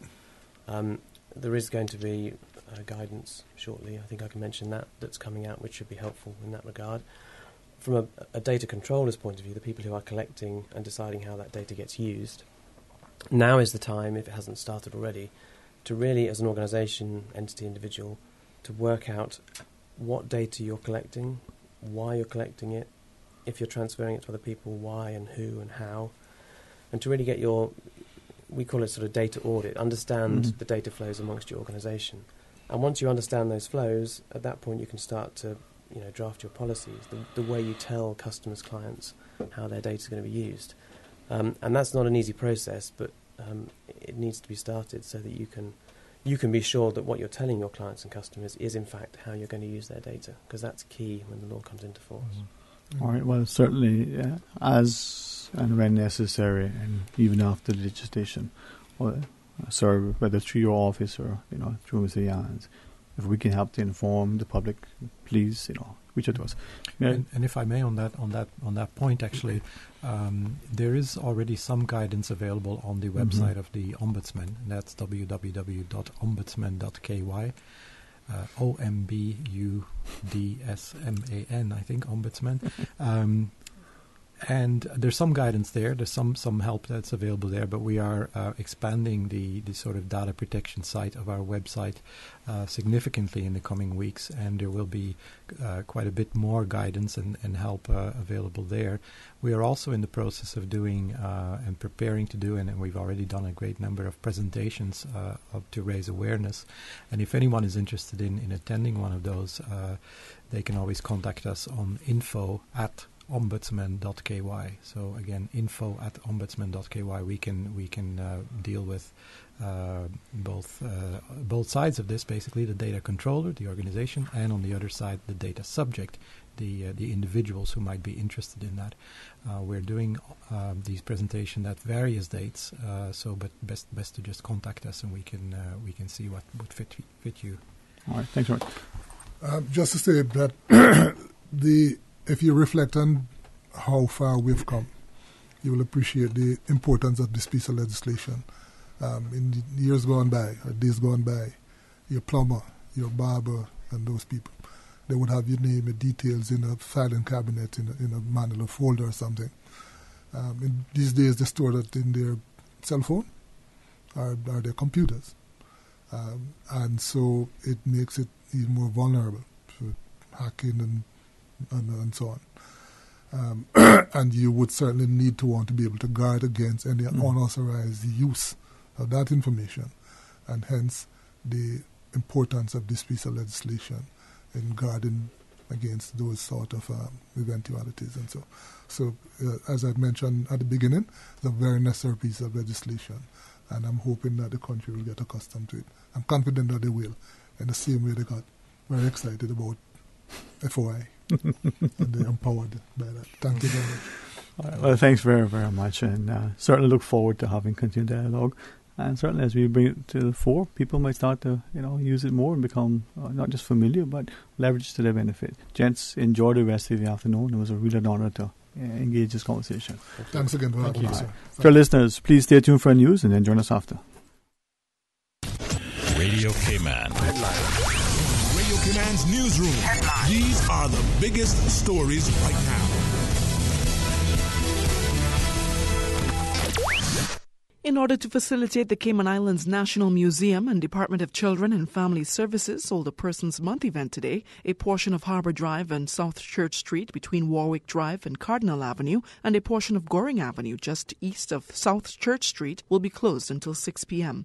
Traffic travelling west on Shedden Road will be permitted to turn right, north, onto Harbour Drive, but will not be able to turn left, south, onto South Church Street during this time.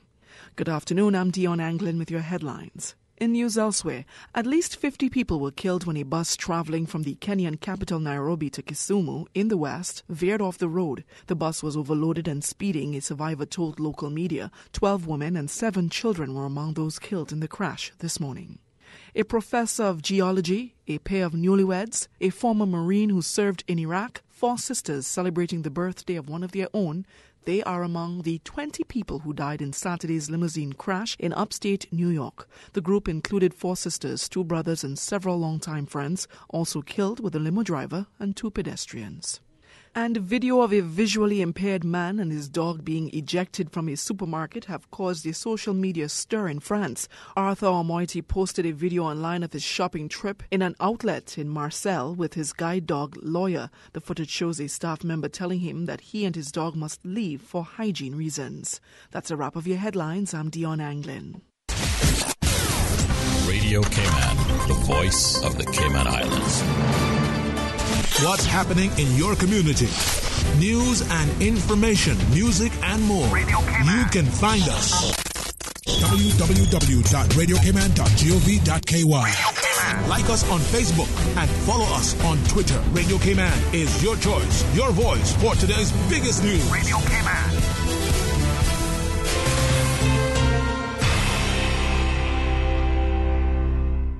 .9 Radio Cayman helps you to weather the storm during this hurricane season. One of the most crucial elements of hurricane preparedness is storm awareness. During the season, it is of utmost importance to pay attention to the latest local weather forecast, as hurricanes do not suddenly form or strike. There are various methods of advance notification. Utilizing such may be the difference between a favorable outcome and disaster. Both television and radio serve as excellent mediums with up-to-the-minute storm path information in the wake of a hurricane.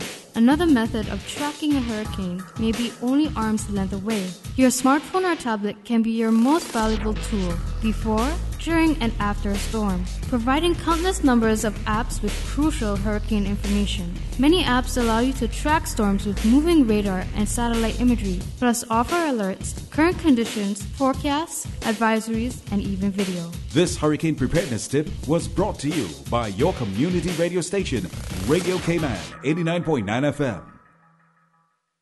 Radio Cayman, maintaining the innovation.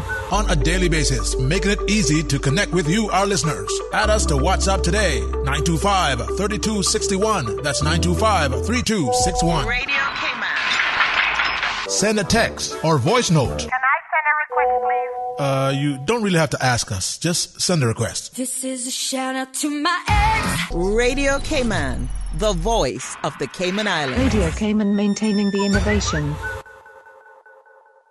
King Sports Center takes pride in being more than just an ordinary gymnasium. For 14 years, their multi-purpose facility has been providing the community with a variety of sporting, recreational, and relaxation activities. King Sports Center has a bowling alley, lounge bar, multi-purpose rooms, powerhouse gym, rock climbing wall, bungee jumping, a 10,000 square foot rink, and so much more. For more information on the variety of services, call their friendly staff today at 946-5464 or email kings at candw.ky or visit www.kingsportscenter.com. King Sports Center, your one-stop shop for fitness, recreation, and relaxation. Talk today. But I do have some questions. Talk today. Cayman Islands' foremost listeners' participation program. Talk today. Because there are more questions than answers. What the public is saying. Waging to take your calls right now. Sterling Dwayne Ebanks.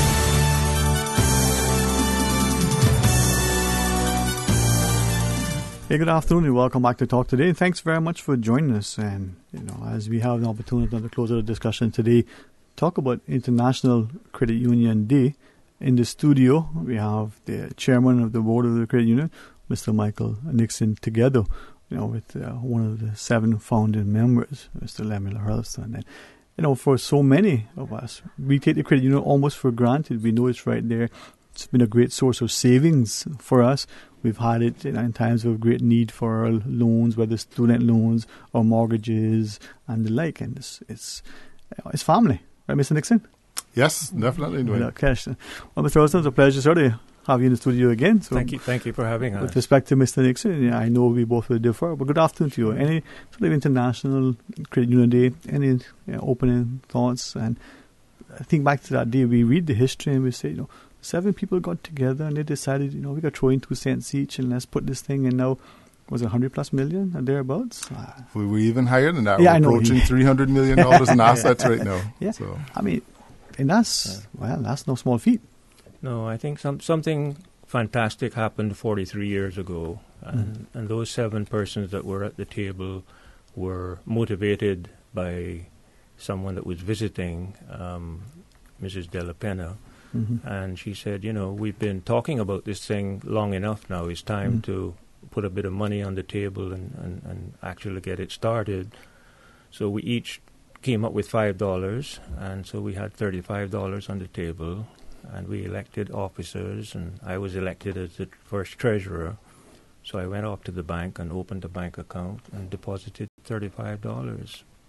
That was a humble beginning, but an important one. And I say this respectfully, but even though we look back to what the purchasing power, $35 was back then, in relative terms, it was still $35. It was still 7 people.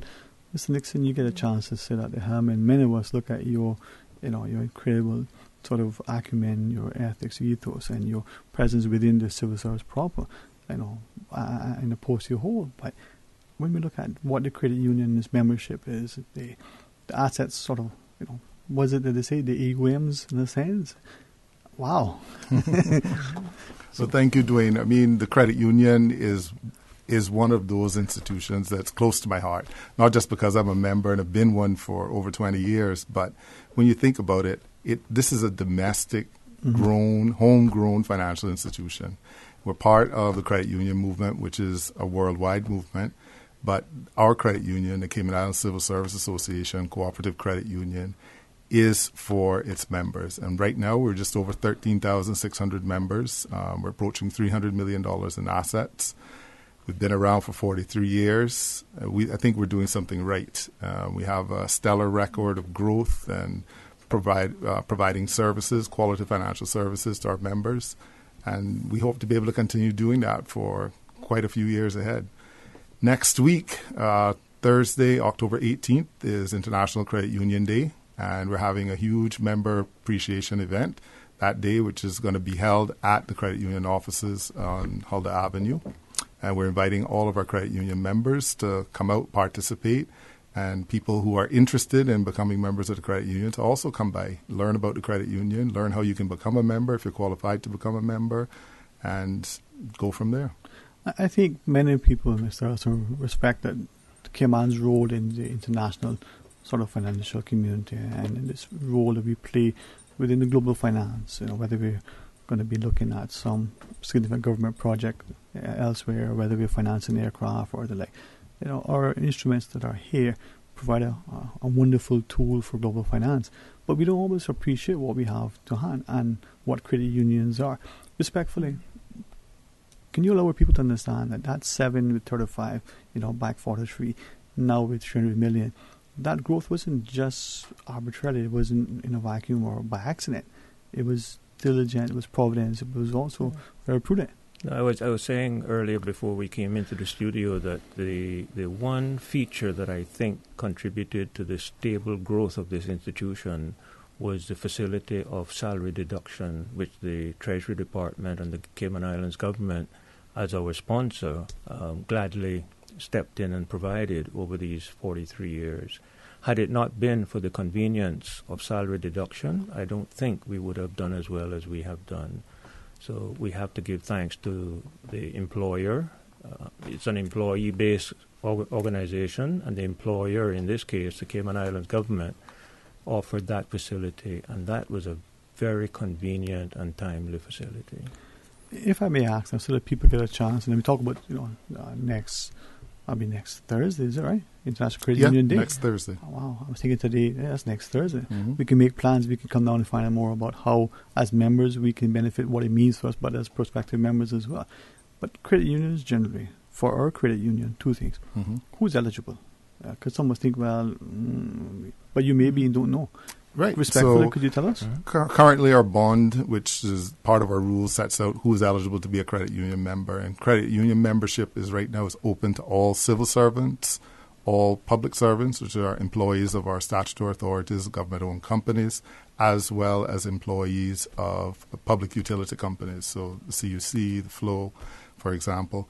In addition, it's not just the employee, but their spouse, their children, or their sibling are also eligible to join. Okay, so the civil servant has a brother, who may work for himself, for argument's sake, but you can be a member because your brother is a member, but your brother needs to be a member. Yes. Correct. Yes. Okay. Now, benefits of it, briefly, reduced rates, you save. I mean, who wouldn't like a few extra dollars saved when they need it? Exactly. Well, I think one of the best benefits, or one of the core principles of credit union, this is about like-minded people coming together to deliver financial solutions for themselves. Mm-hmm. And I can't overstate that enough. I mean, at the credit union, we have done a phenomenal job, I believe, of bringing together people that have financing needs. You have some people that want to save more than others, some people that need to borrow more.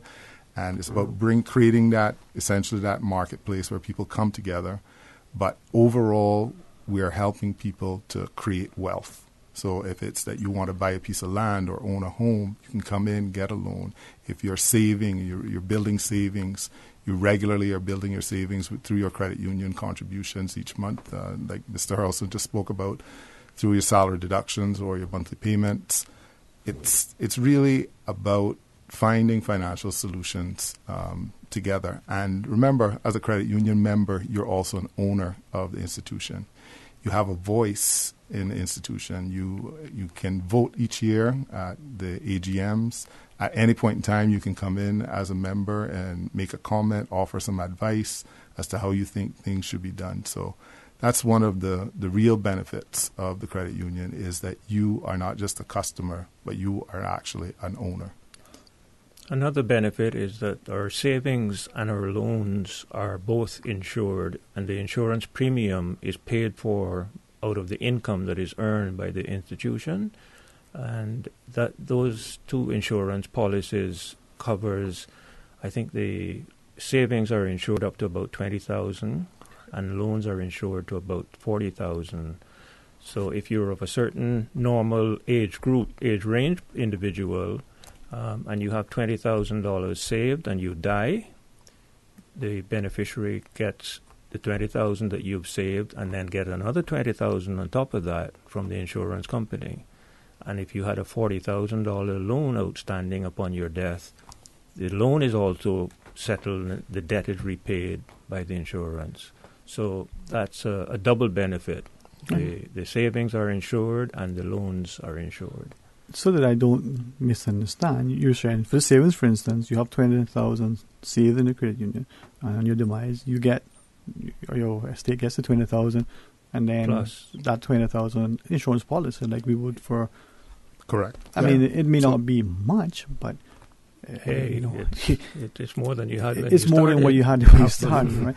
and recognizing that, I think the members don't appreciate it, and there's no cost to you, other than you've already been very prudent, very wise in becoming a member, putting aside a few dollars every month. Additionally, this particular insurance company is a not-for-profit organization that operates globally, and when the expenses are settled at the end of each year for them, they return any surplus that they accumulate, they return it back to the credit unions worldwide that have paid the premium. So each year in our budget, we reflect the cost of the premiums in the expense, but we also show the recovery of a refund of premiums coming back in on the other side as well. So it's a very dynamic benefit to have. All right. Well, when we come back from our break, gentlemen, respectfully, could we ask more about the plans for International Credit Union Day? Share with us as you wish with respect to credit unions generally and ours specifically, so that more of us appreciate that there is great benefit in being a member, or can I say an owner, all right, within a credit union.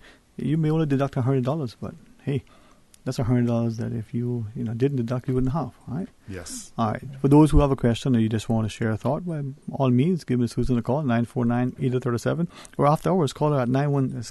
Stay tuned for Talk Today. Congratulations, it's a boy. During the greatest events of your life, whether or not you have the right health insurance coverage should be the last thing on your mind. That's why at Fidelity Health, we are committed to helping you get matched with the right plan to suit you and your family. We offer a range of plans to suit your budget, plus access to a network of quality care throughout the Caribbean and the USA. You can relax and enjoy life's greatest moments when you are covered with Fidelity Health. Call us today at 949-7822 for a free quote. Cruise tourism is a vital part of Cayman's economy. It is the government's responsibility to create an environment where our people can have an opportunity to grow and prosper today, tomorrow, and into the future. It is a myth that Cayman does not need cruise tourism. It is a fact that cruise passengers spend $200 million per year buying services from small businesses, tour operators, attractions, restaurants, and retail shops. Those funds stay right here, supporting our economy and communities. Support the pairs. Support our tourism. The Credit Union presents a Members Appreciation event on Thursday, October 18, also ICU Day from 12:30 until 6 p.m. Bring family, friends, or just yourself to the grounds of the Credit Union for one-day specials and loans, plus great discounts from the Credit Union and other participating companies like Digicel, GT Motors, Flow, Advanced Chevrolet, Cayman Insurance, and more. Plus free interactive carnival games, prizes, and snow cones for the kids. Plus a chance to win in the $5,000 prize game just for Credit Union members. The Department of Children and Family Services would like to invite the community to a series of inspiring events recognizing the contributions of our senior citizens throughout October, the Older Persons Month. This year's theme is Respecting the Wisdom and Value of Older Persons. Key events include educational seminars, a beach walk, a variety show, gala, movie trip, and more across all 3 islands. For a full listing of events, get your copy of the Older Persons Month calendar at public buildings, DCFS at gov.ky, or contact DCFS at 949-0290.